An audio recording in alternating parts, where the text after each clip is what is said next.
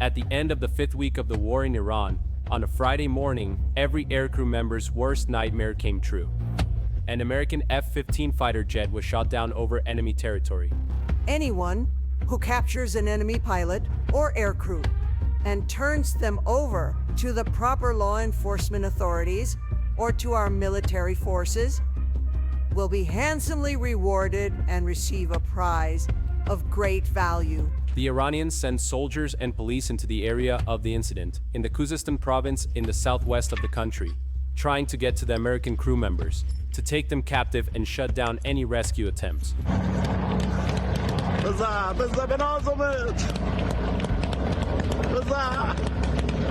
In this footage, Iranian police are seen opening fire with automatic weapons at American helicopters carrying commando fighters sent in for aerial sweeps. Breaking now on Eyewitness News at 11, the second crew member aboard a U.S. fighter jet shot down over Iran on Friday has now been rescued after a daring mission by U.S. military forces. This morning, the ordeal for both crew members of the downed two-seat F-15 finally came to an end, as the Navigator, also known as the Weapons Systems Officer, was brought out alive, a full day after the pilot was safely rescued. Anyone who's ever been part of an aircrew feels a gut punch when something like this happens, because it's about the scariest thing that can happen. It's the complete opposite of everything you do up in the air, so it never really leaves you, you know? Yeah. At first I thought maybe they'd grab them and just weren't saying anything, letting the Americans spin their wheels and chase their tails. But the Americans clearly had the gear to know better. As long as he was talking to them or sending any kind of signal, they knew he was still alive and still free. So as long as they were out there looking for him, I figured the odds were good, because once you make it through that first hour without being found, you're in the clear.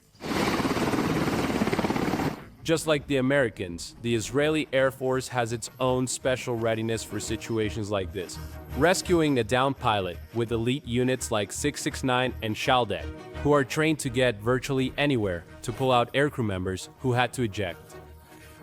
The first thing you've got to do is get rid of the parachute, because it gives away exactly where you came down. In a live, hostile environment, right in the middle of combat, there are forces all around who see everything. Getting rescued mid-battlefield is rare. Most of the time, the extraction happens at night.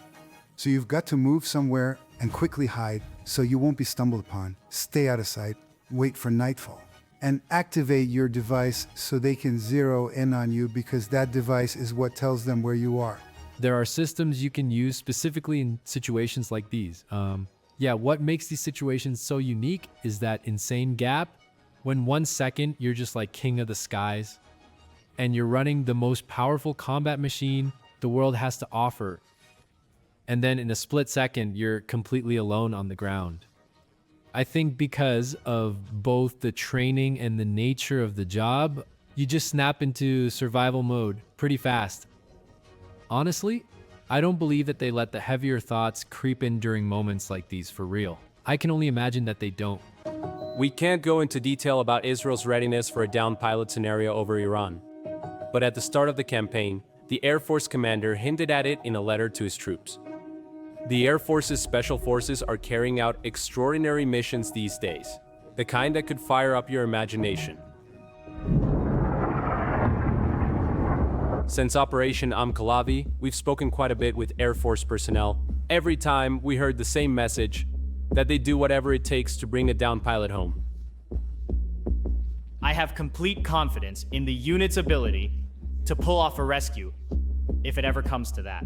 But we do everything we can to make sure it never does. Every pilot heading out on a mission anywhere in the Middle East knows there's a unit at their back ready to pull them out if they need it. What separates a downed pilot from a ground maneuver is that there's no territorial continuity.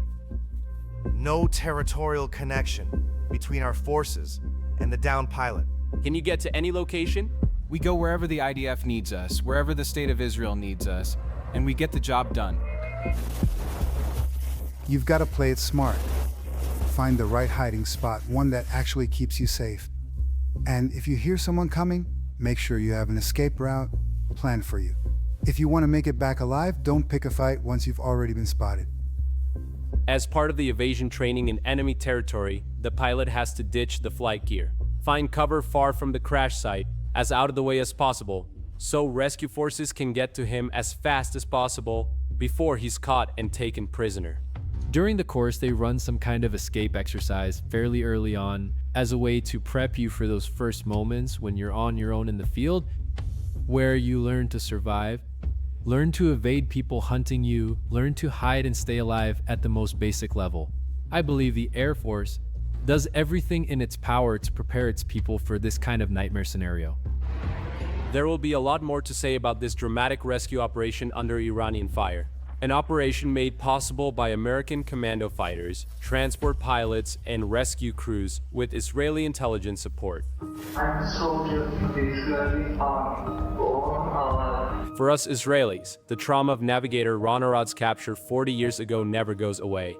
And this remains the most extreme scenario imaginable for any aircrew member. Proof that even in the cockpit, you're not untouchable, not even after 5 weeks of Israel's air superiority over Iran on full display. We'll go anywhere, take on any enemy, for our country and for the safety of our families.